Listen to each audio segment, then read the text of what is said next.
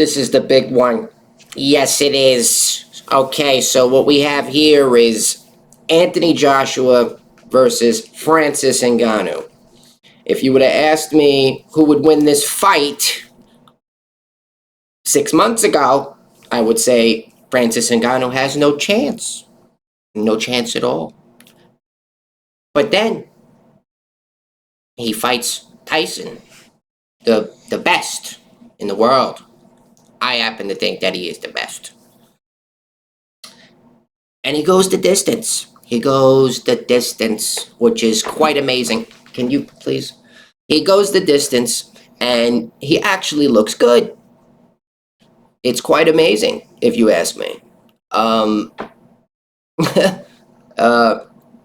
now, has the blueprint been written on this Francis Ngannou fella?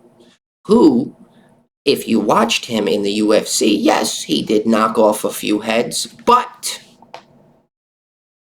he didn't have good technique. That's for sure. He just winged it. And he's so damn powerful that usually the guys are getting finished. But now,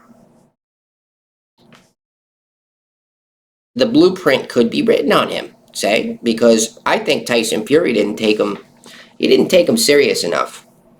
And now Anthony Joshua has a point to prove. He wants to go out there and starch this guy or embarrass him for trying to make a mockery out of boxing. Because after that performance from Tyson Fury, now everybody's second-guessing the so-called best heavyweight in the world.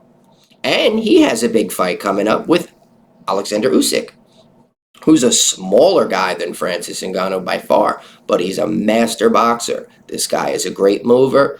He slips punches, he counters, he's in, he's out, he's here, he's there. He's like a big Vasily Lomachenko, and happens to be his friend, by the way. And then we just take a look. If you see what you see,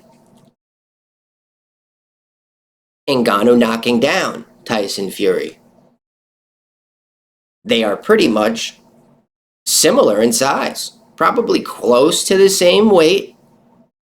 And, you know, this was a photo when Anthony Joshua came back and fought Andy Ruiz for the title again. I think this was the second fight. And, you know, it was quite astounding. I think they're pretty much the same exact body size. So if this fight does happen for sure, which it is going to happen, I don't know why I'm saying that. I think it's going to be pretty competitive, but I do see Anthony Joshua pulling it off, if I must say so myself. I think that there is too much now known about Francis Ngannou, and that he isn't coming just for money. He wants to win. And that is just simple facts. He wants to win. And he's got the power to do so. And you can't bully him around in the ring because he's got that MMA background. So when Tyson Fury was trying to do that, you saw what happened. Let's get ready to rumble. And here we go. We have some highlights from the fight. I need to get a sense Tyson Fury starts off He said the first match. Remember, he's pretty good. Man. There's Ngannou coming over the right. Tyson Fury. And then eventually Comes to the lack of experience. he starts to just rely on his jab here. Can bring here. You know, and we can see that Francis Ngannou is doing pretty well. You know, I mean, his stance is pretty good. I mean, his guard is up. You know, there's a couple of holes and flaws there, but he's got Tyson on the back foot. We saw Fury catch him there with a good overhand right. But I will say that for a first professional boxing match, this was quite astounding. I mean, let's be serious here. For a guy that has never boxed before in his life, it was just amazing. Right hand so he can counter it. I mean, so this fight with Anthony Joshua and Francis Ngannou It could be something. It could be a very competitive fight. I mean, I won't be surprised if Ngannou lands a lucky punch or something. Maybe not even a lucky punch. Maybe now he's top 5, heavyweight boxer here. I mean, he's got. Look at the guy. He's a machine. But I don't know. I just don't know. Anthony Joshua is definitely going to come in there more prepared, I believe, than Tyson Fury did, who was just taking this as a big payday. And, but at the end of the day, look what happened. He made a mockery of himself. And now people are, talking about him.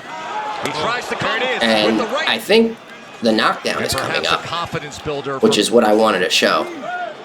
It should be coming any second. And Tyson's having a hard time getting and I want that lead hand. To see it. Controlling the lead hand of Tyson I know it was Fury. Right there. As I look at the dance, look at the face, look at the dance, but can you keep the Gypsy King down? That's the one thing that most of these people have had a hard time with. Keep the Gypsy King down. Look at him up. He's doing the Gypsy dance. Oh, goodness gracious me. But, oh, look at this. Oh, my goodness. Usyk and Cristiano Ronaldo and Your Highness and the Saudi Arabia are all shocked with the overhand left. Look at that. Oh, Fury. Oh, look at the face. Oh, look at the breath. Yeah, oh yeah, good job knocking me down. Embarrassing, Fury. Embarrassing. How you could allow such a thing. How you could allow such a thing. Look at this. And then he goes on to take a few rounds from Fury. I had Fury winning the fight by a round or two. But that's not good enough. And a lot of people disagree with me and tell me that, hey, I think, Ngannou should have got the victory. And I don't argue with that. I'm not going to argue with you. But, Power back left from Tyson. Instant fight pro boxing debut. And then here we go. Actual boxer. Look at this. Did you see this? Look at this Superman punch. He literally did a Superman punch in round 10. Actual boxers who earned this is boxing. never seen. All the other great upsets. What can you say? 96-93 for Fury. What Winner can by you say? Split decision. Anyway. Still undefeated.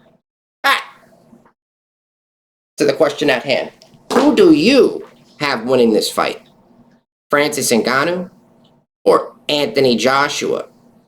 I'm still going to ride with Anthony Joshua. And I just think his experience is going to come into play. But if you haven't subscribed, subscribe now. And get ready for some more content. That's all I can say. Thank you.